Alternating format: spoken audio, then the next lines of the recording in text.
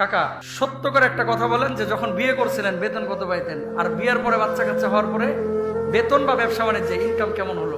আমি যখন প্রথম বিয়ে করি তখন 1650 টাকা বেতন পাই। মাশাআল্লাহ। তারপরে প্রথম বাচ্চা যখন হয় তখন 20,000 টাকা বেতন পাই। মাশাআল্লাহ বলবেন না? দ্বিতীয় বাচ্চা যখন হয় তখন 25,000 টাকা পাই।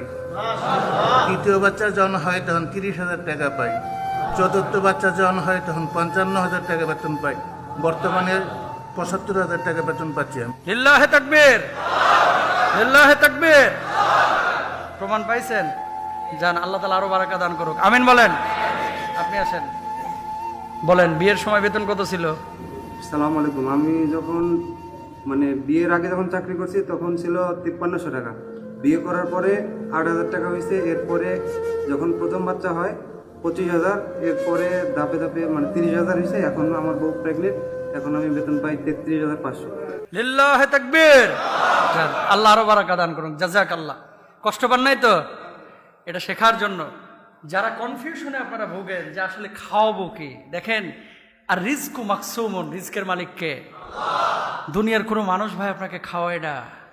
তাকান, 3 লাখ কামাইলেন, যদি ডাক্তারের পেছনে ঘুরতে ঘুরতে 3.5 লাখ শেষ হয়ে যায়, লাভ আছে ঘোড়ার ডিমের কোনো? কিন্তু কামাইছেন 20,000, সুস্থতার জীবন পেয়েছেন, আপনি পৃথিবীর বুকে সবচেয়ে সুখী মানুষ। আমিন বলেন না? আমাদের 2 জন ভাই স্বীকার করেছে, এরকম হাজার হাজার ভাই এখানে বসে আছেন উপরে নিচে। আল্লাহ তাআলা সবার রিজকের মধ্যে আরো বারাকা দান করুক। বাংলাদেশের একজন প্রসিদ্ধ বক্তা, পরিচিত ফেস, আমার সাথে মাহফিলে দেখা। হুজুর ভাই, প্রথম মেয়েটা যখন হলো গাড়ি কিনলাম, দ্বিতীয় মেয়েটা হলো ফ্ল্যাট কিনলাম, তৃতীয় মেয়েটা হলো এখন আল্লাহ তাআলা এত রিজিক বাড়ায় দিয়েছে, এখন আর ফ্ল্যাট না, একটা বাড়ির আল্লাহ তাআলা ব্যবস্থা করে দিয়েছে। তো বাচ্চা কাচ্চা এবং বউ যখন নিয়ে আসবেন তার রিজিক নিয়ে সে আসবে, কখনো হেজিটেশনে বা হতাশায় আমরা ভুগবো না। সবাই বলেন ইনশাআল্লাহ।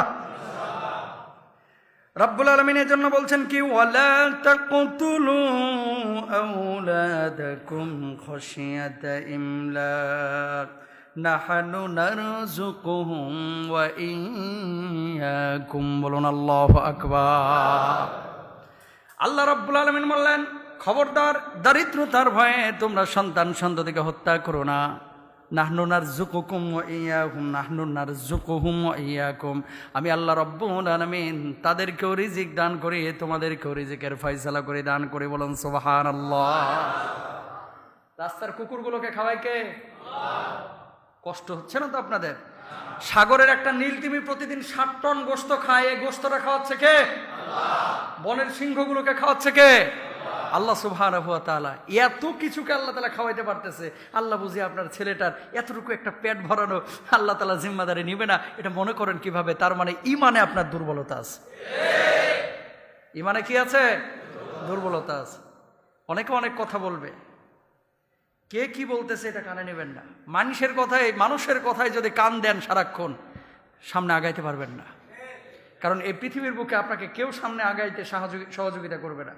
সবাই পেছন থেকে খামচে টাইনা ধরবে, যাচ্ছিস কে সামনে।